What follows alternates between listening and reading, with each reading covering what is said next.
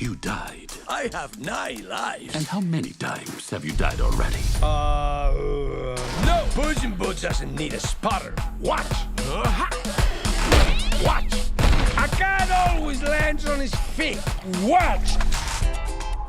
You are down to your last life. Mama Luna's always on the lookout for a new lap cat. I am no lap cat. I am Puss in Boots. Not anymore. Meow. Meet Pickles! Oh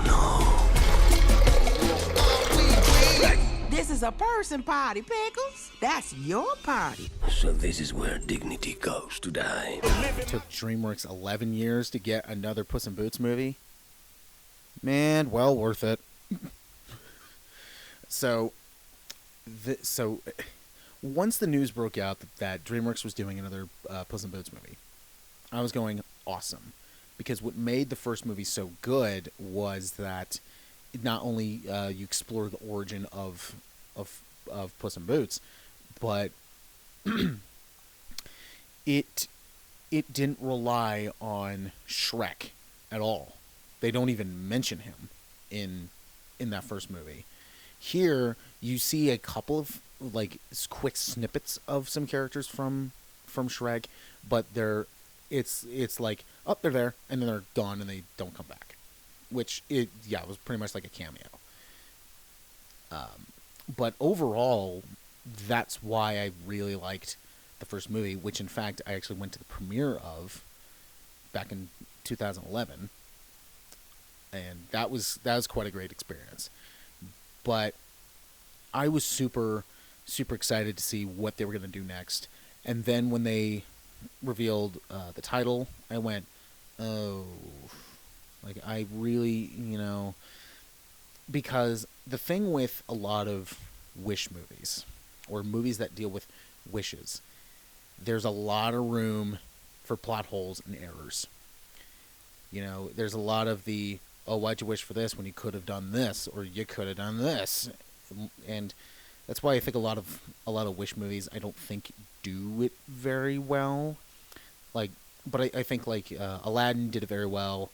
I'm trying to think of some other movies off the top of my head, but I think Wonder Woman 84. I don't think that did it very well. In fact, I don't think it's really good. But so I was kind of up and down about this one, the way they were approaching it. But then when the story came out and said no, he's actually on his last life and he's going to try and get all that removed. And I'm like, okay, all right, well, we'll see what happens. Then I went and saw it, and I'm like, all right, well, first things first. The animation, it has that 3D it has that CGI. I don't know why the words escaped me. It has that CGI look to him. But then there's times where it looks more like 2D, or like some of the way that they frame the animation is just so well done. It reminded me a lot of what Sony did with Into the Spider-Verse, where that movie was CGI, but they brought in the 2D hand-drawn elements, the way that it kind of looks like a comic, the way it progresses into the story feels like a comic book panels, and it worked really well. And I'm really glad that DreamWorks kind of is bringing that feel into their movies, especially now. So yeah, I was thinking, the animation is just really well done, and especially the opening of the movie is Puss in Boots fighting this huge giant, and that whole scene. I'm both trying to watch the animation, but also watching the way they were able to do all the animation, because there's certain parts where I'm like, okay, the way they framed this whole shot was in one take, and I'm like, I love these one take things, especially when it comes to animation. So Yeah, first off, I think the action scenes and the animation in this are extremely well done. Another thing too that I'm super glad they did is they got Antonio Banderas and Salma Hayek back. To me, Antonio Banderas, he is Puss in Boots. You know, ever since what was it, Trick 2, he was introduced, I'm like, that's the voice I hear. That's the voice I hear when it comes to this character. So if they do another Puss in Boots movie and they don't get him back, then nope. No. I don't understand why you guys would do that, but no. But it's they bring back it was Kitty Softpaws from the first movie, who's voiced by Salma Hayek, and and you know, and both their chemistry together, both Antonia and Salma, both their chemistry together, even though they're in a booth, you're recording this, or whether it be like Desperado, their chemistry is really good. And I'm like, yeah, see, I think this works the way, because in this one, it's revealed that, you know, Puss did something that made Kitty like walk off. And what happens, you can get from Kitty's point of view, and you also get from Puss's point of view. And it's like, wow, okay. Because usually it's like, yeah, why'd you do this? Why'd you do this? And then when it goes back to him, he's like, well, it's because of this and this and this.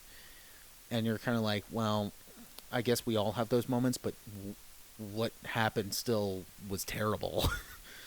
I mean, the first scene that they see each other again,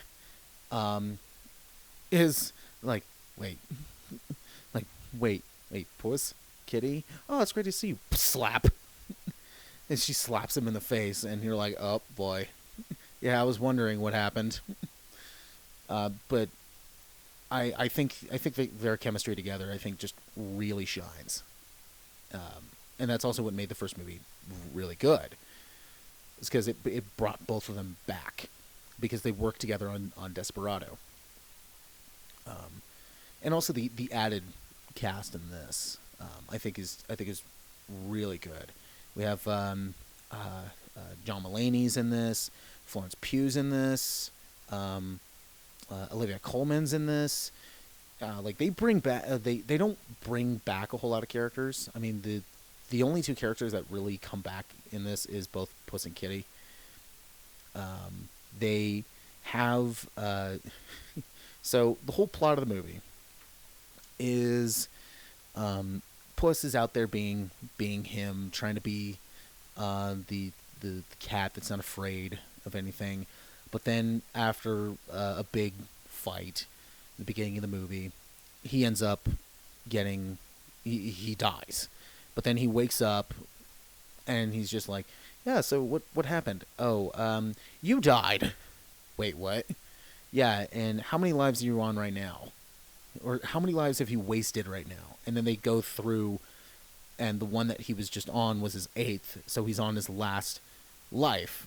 And the doctor, who's also a dentist and a pediatrician and all this stuff, which I thought was kind of funny, says like, yeah, you gotta stop doing this. So he basically kind of retires,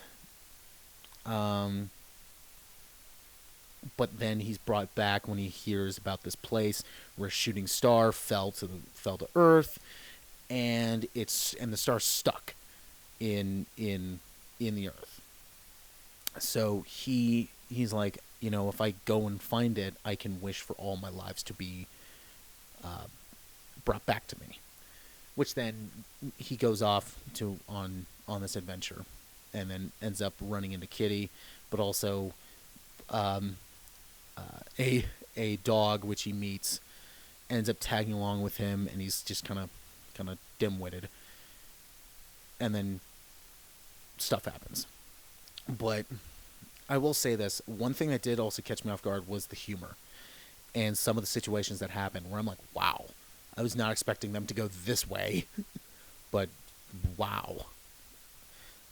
And this is definitely a movie where it reminds me of kind of the classic age of Disney when everything was hand drawn, where it was like, yeah, these are movies where kids can watch them, but also adults can watch them too. You know, the whole family can watch them. Where now it's kind of like, more kids can watch it, but the adults, not really. You can kind of put it on for your kids, but you're gonna be like, oh my god, okay, whatever. This brought that back because there's certain things they do in this, like they use the censor bleep for comedy, and I'm like, wow, that caught me off guard. I was not expecting you guys to do that.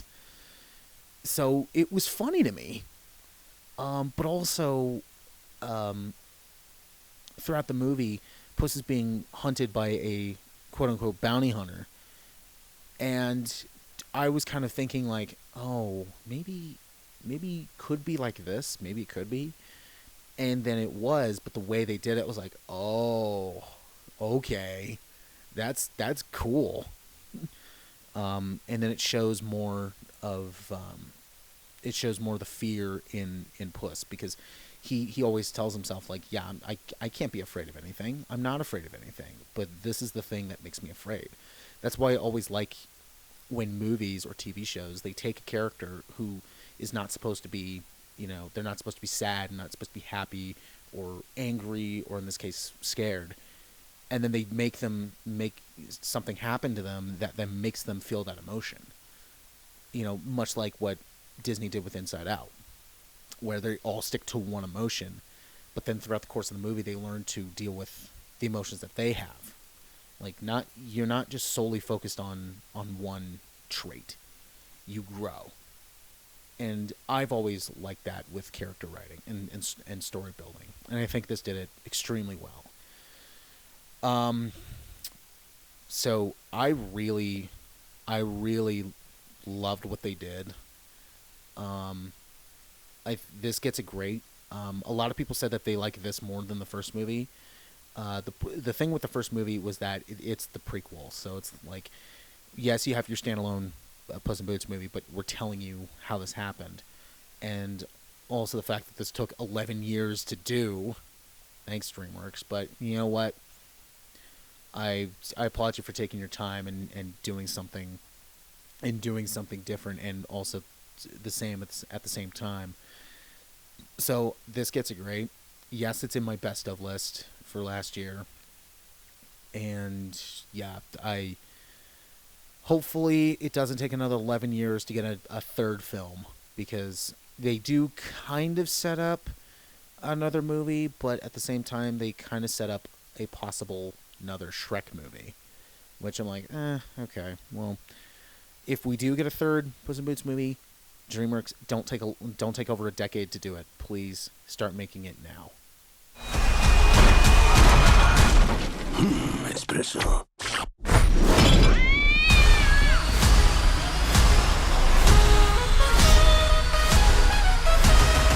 I don't trust you. Trust me. You gotta trust him. Look at those eyes. You call that cute? And with the paws. Am I doing it? Stop. You're gonna give yourself a hernia.